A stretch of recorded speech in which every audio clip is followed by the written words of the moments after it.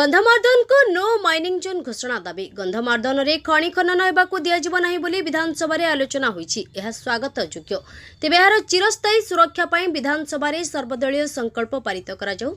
गंधमार्दन को खनि खनन मुक्त अंचल बा नो माइनिंग जोन घोषणा करा जाऊ। यह छड़ा विधानसभा रे पारित सर्वदलीय संकल्प को सार्वजनीन करा जाई गंधमार्दन को जातीय संपत्ति घोषणा करा जाऊ बोली रविवार खपराखोल स्थित हरिशंकर उच्च माध्यमिक विद्यालय परिसर रे अनुष्ठित आलोचना चक्र रे वक्ता माने मिलित दाबी करिसेंती। जिंदाबाद संगठन पक्षर विशिष्ट संगठक त्रिलोचन पुंजी अध्यक्षतार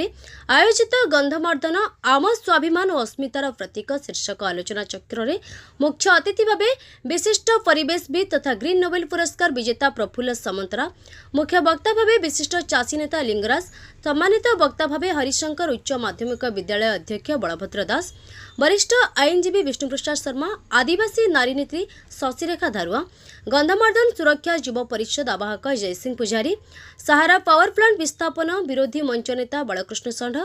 नुआपड़ा जिला घंटीगुड़ा सरपंच खटुराम सुनानी,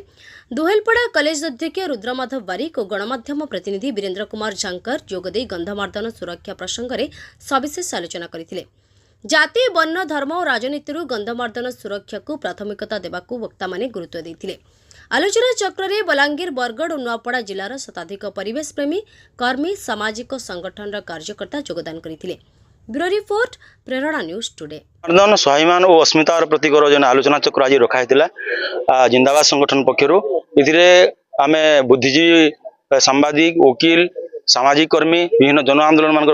प्रतिनिधि कवि लेखक समस्त को आम निमंत्रण करूँ और से वर्तमान जेन परिप्रेक्षी शुणवा के मिलूँ जेन गंधमार्दन रे आदानी इन माने खनि खनन करवार लगे जेन गोटे भितरिया षड्यंत्र जेन चलूचे आज जेन गंधमार्दन सुरक्षा युवा परिषद तरफ गत 25 तारिख रु वर्तमान सुधा तहसिल ऑफिस रे जेन गणधारणा दिया चली तार परिप्रेक्षी आम जिंदाबाद संगठन आलोचना चक्र रखी कारण सन्देह